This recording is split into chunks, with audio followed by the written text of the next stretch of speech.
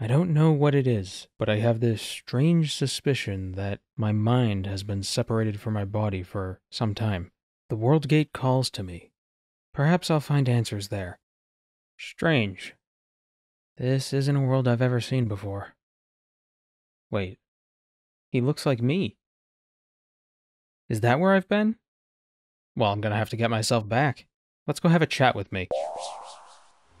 Ugh, this place is weird. There's so many polygons and everything is desaturated. Oh, there I am.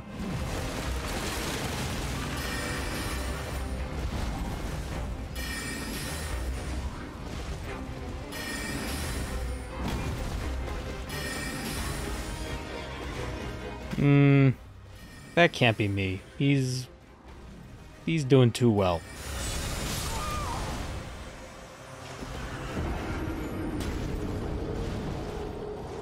Nope, that's definitely me. Let's go see if he's alright. I see. So you just woke up here one day and you've been stuck ever since. Well, this place is pretty beautiful. I don't blame you. But there are people waiting for us back in Galenor. I know you have some sort of amnesia, but maybe this will help refresh your memory. Last time, we got 92 prayer unlocking Soul Split, but I wasn't very explicit as to what we were going to do once we got Soul Split. Now, Soul Split's very useful for some high-end PVM, but right now we're going to eschew high-end PVM so that we can kill some Chaos Dwarves, Chaos Cannoneers, and Chaos Ogres, in hopes of getting not just one, but 2 Dragon Pickaxes. As you can see, I'm here with an Uldak coil and about 7,000 cannonballs, not because you need these things to effectively kill these creatures, but because the Uldak coil just makes it a little bit easier and you don't need aggression potions. It pretty much allows you to always be dealing damage to something in the area. We also didn't technically need Soul Split for this grind, it just makes it a bit easier. We don't have to worry about running out of health, we don't have to worry about bringing food, and we can pretty much stay here as long as we want. Although I've done this grind more than once, and usually you end up having an inventory full of hand cannon shots and hand cannons before you actually get the Dragon Pickaxe drop, so you do have to bank more than once. Soul Split just trivializes it. If you want to do this grind before you get 92 prayer, I recommend bringing a Bunyip. You'd be surprised how significant that passive healing actually is. I'm guessing right now you're wondering where I got all the cannonballs. I made them. Specifically for this situation. A lot of bosses drop cannonballs, and I'm sure that's where a lot of late game Iron Men get their cannonballs, but I do not have access to those bosses because I suck at this game. So instead, I mined a bunch of iron and coal because I have stone spirits sitting around in my bank that are doing nothing, and I smelted them using the superheat form prayer since it speeds up the smelting process, and because I completed the Moritania medium task set, while wearing the Moritania legs, you will create cannonballs faster at the Port Phasmatis furnace. What's nice is because of the mining and smithing rework, we don't actually have to run back and forth to the bank anymore. This means that we can smith 1,200 bars into cannonballs every hour, giving us 4,800 cannonballs per hour. This isn't factoring in the mining time and the smelting time of the ore into bars. This is just the smithing from bars to cannonballs, but it's actually pretty quick. And I do believe it is a somewhat decent moneymaker for early game accounts. So if you're interested, try it out.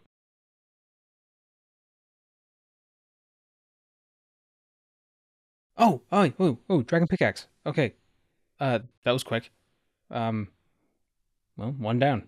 I'm so glad we got the Totem of Intimidation. We can do Reaper assignments at General Grador much more simply, and we can bank as many times as we want. And sometimes we get some nice drops like a Bandos Hills. I don't know if we're going to be using a Bandos Godsword anytime soon, but that's the second hilt we got, so we're halfway to having a whole set.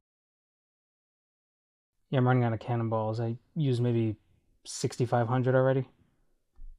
I got one pickaxe. Think I should make more cannonballs? I mean, the amount of time it takes to mine all the ore and then to smelt them. I mean, how much longer do you think it'll take me to get the pickaxe? Do you think it would save time? Oh. I got it. I got the pickaxe.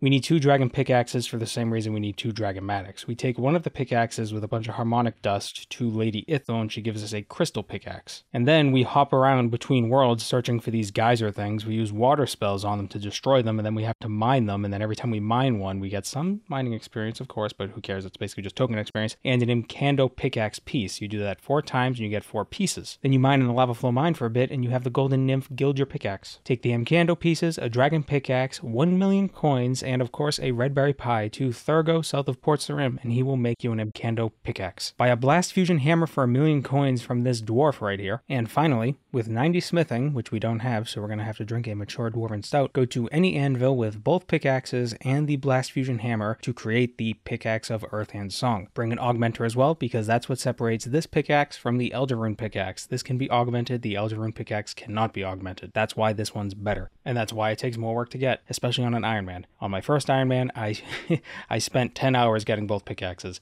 This time around, didn't take so long. Ooh. So we got a book, but we also got Bandos Tassets. Not too bad, not too bad. I'm never going to turn down power armor, especially augmentable power armor. Godsword Shard, okay.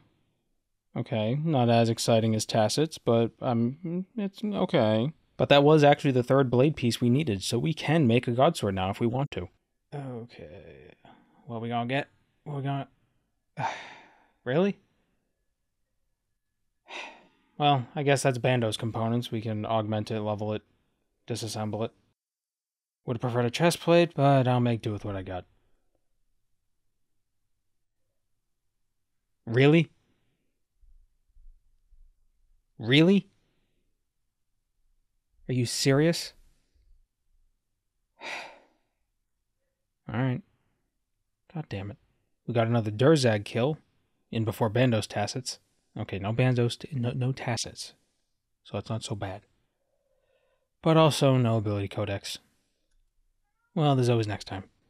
Look at that, 101 farming. We can finally plant Chiku trees for the first time. Do you get it? It's because we already did it. We did it last. Do you get it? Do you see? It's because we did it already. Don't be fooled. I wasn't making potions to get 99 herb lore. I was doing the penguin stuff, and I was just a hair to 99. So I made some extreme defense potions, and we got 99 herb lore. I know herb lore goes to 120, and I know we're not done training it. There are some useful things after 99, but I'm not really in a rush for them. So I'm going to stop using my XP lamps on herb lore and start shifting them to other skills, such as prayer or summoning or agility. Some might view this as sacrilegious, but honestly, a lot of the post-99 potions give a lot of XP, so I'm not going to worry about it too much. The Herb Lore Cape's effect is pretty simple. You activate it, and it cleans all the herbs in your inventory. If you're optimal about it, I believe you can clean around 15,000 herbs per hour, and make some decent profit. I'll be using it to clean all the grimy herbs we get from bosses. Because I'm an Iron Man, and Iron Men can't trade. So we're actually pretty close to completing the Elite Seers Village task set. All we have left is to string a magic shield bow in the Seers Village bank. And we only need to boost by 3 levels, so we don't have to fight with spicy stews. Alright, I'm going to jump in real quick because I want to make a point. This is something I have to do every single time I make a video. See, my voice makes weird noises sometimes, and I'm pretty sure you heard that. I'm going to play it again. Spicy stew. Did you hear that? Right here. That weird noise. That weird squeak. Yeah, my voice does that not infrequently, and I have to find them each time and get rid of them. It's very annoying. And frankly, even if you couldn't hear it, it would piss me off. So I gotta delete it each time. I just needed to vent. So we don't have to fight with spicy stews and can use a fletching potion instead. We get our reward from Sir Kay. This task set doesn't unlock a lot, but what it does do is it increases the healing effect of our enhanced Excalibur, which is very useful, and it gives us an increased chance of 2% that the special effects of enchanted bolts will activate, which does apply to criminal bolts, which will be very useful when we get a better crossbow. On top of that, we get a bunch of experience lamps, and we're going to use all that experience on prayer, getting us level 93. Alright, so this footage was recorded after the release of Hetz Oasis, and I got myself a Powder of Burials. We're going to use this Powder of Burials to bury some of these bones I have in my bank. For those unaware, the Powder of Burials basically acts as a gilded altar, but you don't have to use the bones on the altar, and you just have it as a buff. Because you can bury bones faster than you can offer them to an altar, it's actually more XP per hour just to bury them this way than it is to take them to an altar. And even for Iron Men, I think getting the powder is faster as well. I'm not sure if it really is. It actually might take more time to get the Powder of Burials, but it does affect bones buried by the Bone Crusher, by the way. So that's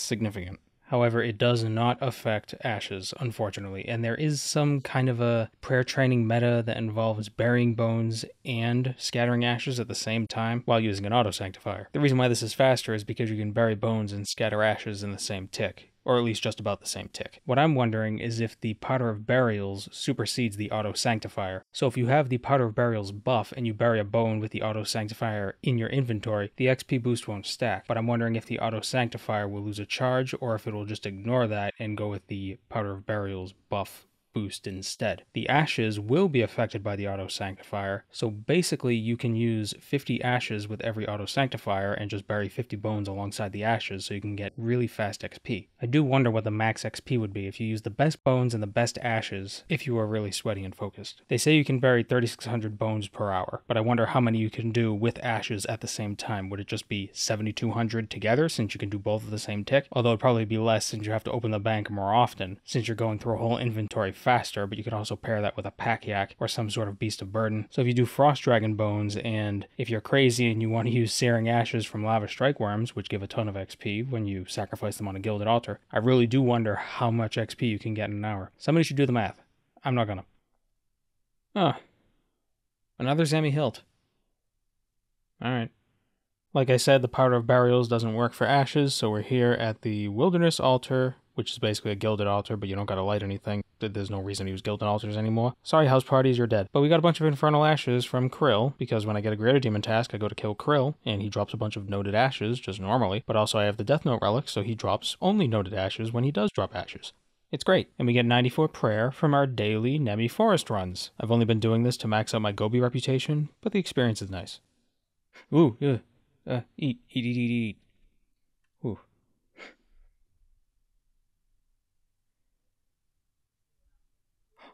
Ooh, a murmur. Oh, is that the one we need for the clue? I think that's the one we need for master clues. Oh, that's fantastic. Okay.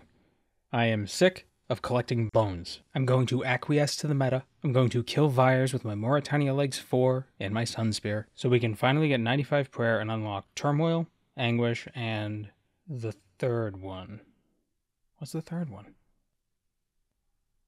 Turmoil, Anguish, Rigor? No. Turmoil, Anguish,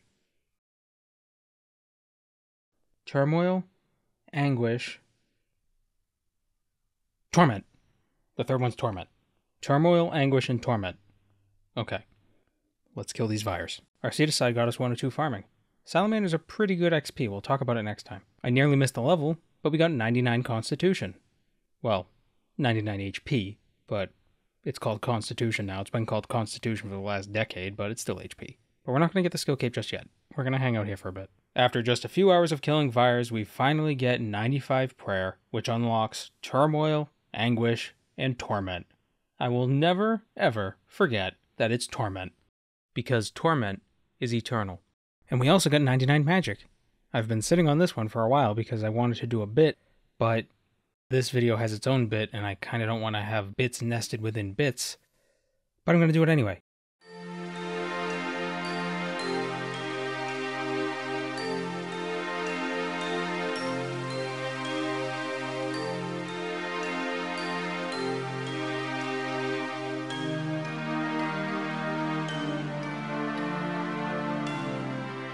The Constitution Cape doubles base life point regeneration to 0.2% every 6 seconds. Also, according to the wiki, it makes the bank healing aura work in combat. So you know when you go to a bank, if you stand near the bank and you're not in combat, you'll heal to full? That doesn't work in combat, but apparently with this cape it makes it work in combat. So that's information I impart upon you. Now the magic cape is really convenient. It allows you to swap your spell books while in a bank, as many times as you want, as long as you're in the bank. Just right-click the cape, and you pick Ancient, Normal, or Lunar. It's very convenient. It's very good. I like it. So, you ready to go? Yes, you can come back and visit anytime you want. Great. Let's get out of here.